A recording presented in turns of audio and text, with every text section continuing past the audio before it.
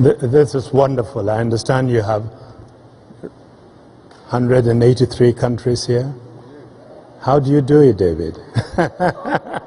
It's almost another United Nations, except that you have stronger voices, you are younger, you are more dynamic, and you probably have something to teach us, the old generation, when it comes to working together.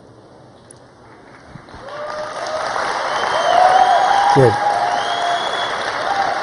What we'll do very quickly, because we have about 4 minutes left, is just each one of the three of you ask your question, and then Mr. Annan can put an answer across the three together. So very quickly, who you are and your question. Mr. Annan, thanks for your generosity for the book.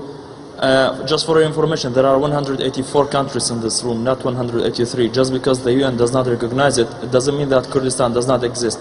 So I'm Karov from Kurdistan. You've declared independence. Excuse me? That's it. And there is the flag. So